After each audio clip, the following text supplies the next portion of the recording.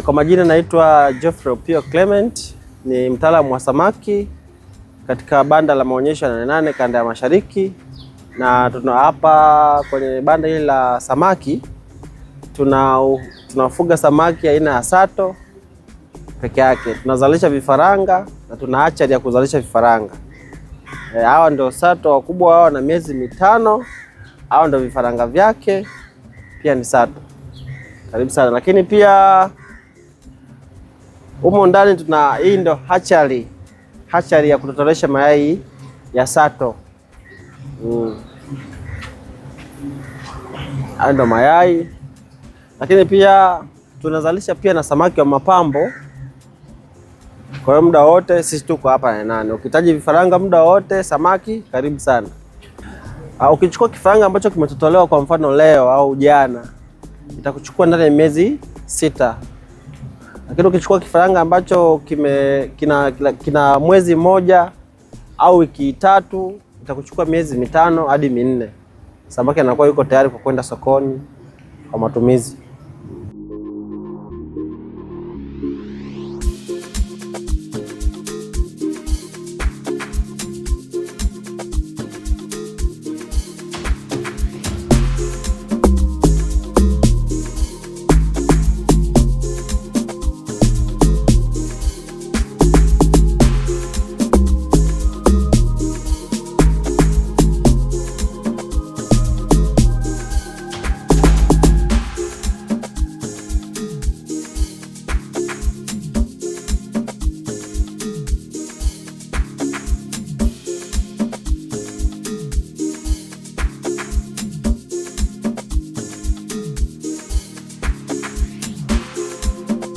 Hawa sasa tunaona wadogo wadogo hawa ni vifaranga.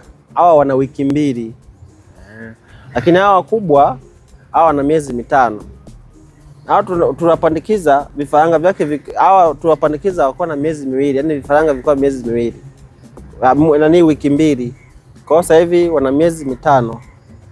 Kwa hiyo ndio maana na ukubwa huo muda kwenye kilo unakuwa samaki wawili, kilo 1 hadi 3.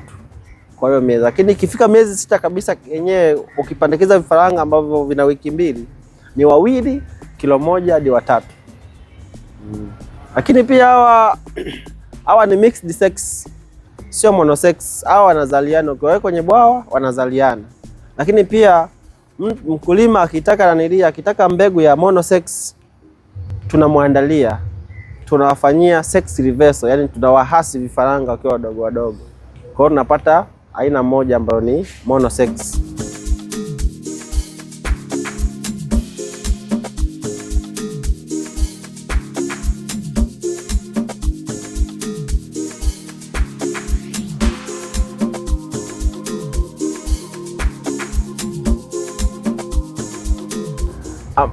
Ufugaji wa samaki ni maandalizi ambayo unataka ufuge wapi, ni wewe mwenyewe. Lakini ukitaka kupata matokeo mazuri ya ufugaji wa samaki, utakuwa ufuge kwenye eneo kubwa.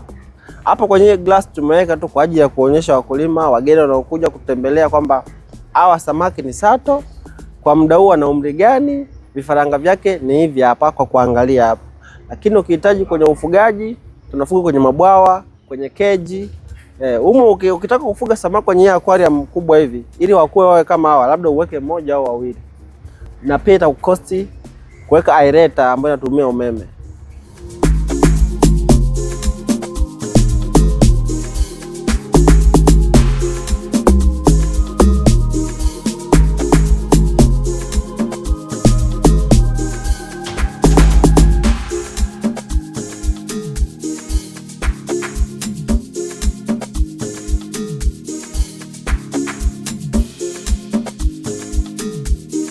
Vyakula vipo vya aina 2. Kuna pellet lakini pia kuna poda.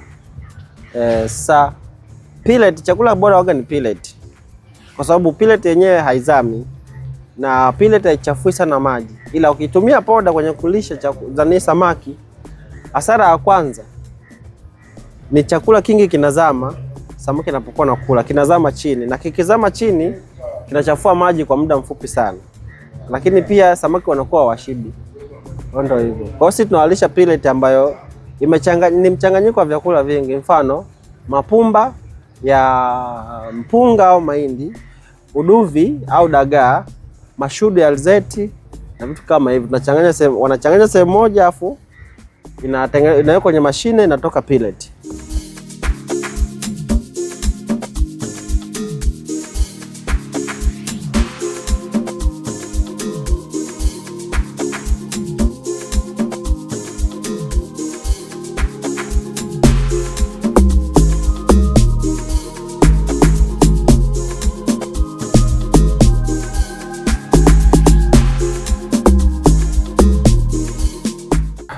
Magonjwa ya samaki mara nyingi kuna aina kuu mbili za magonjwa ya samaki.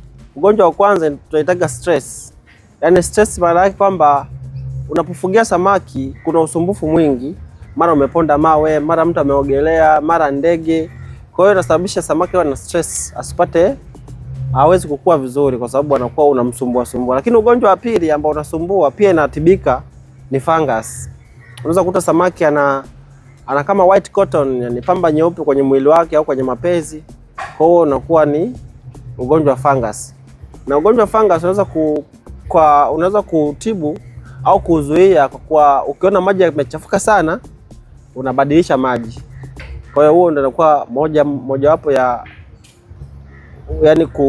mojawapo ya njia nzuri ya kuzuia fungus kwenye bwawa lako. Lakini pia ugonjwa wa stress ni kuzuia usumbufu ndani ya bwawa lako.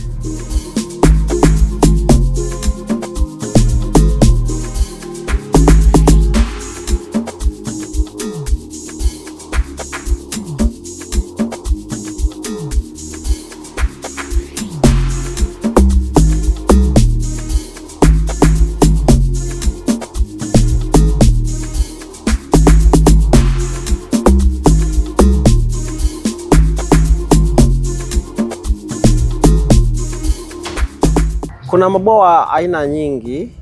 Yaani unajua kuna bwawa ambayo unaweza kuchimba afu chanzo cha maji kwenye bwawa lako ni chemichemi. Kwa hiyo hapa haina haja kubadilisha maji kwa sababu maji yanatoka chini. Cha kufanya hapo anatengeneza overflow kwenye bwawa kwamba maji yanapotoka chini yakifika eneo fulani hivi yanakuwa yanatoka yenyewe. Kwa hiyo hapa haina haja kubadilisha maji. Lakini sasa kwenye yale maji kwenye bwawa ambapo tunaweka maji sisi wenyewe inategemea na idadi ya samaki, lakini pia na ukubwa wa bwawa.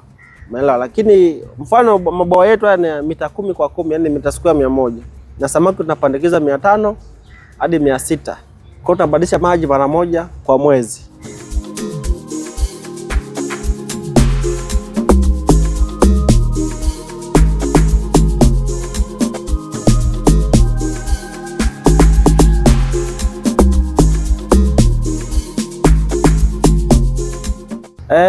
Kwenye ufugaji wa samaki tunawashauri watu waingie kwenye kilimo cha samaki kwa sababu kina faida nyingi.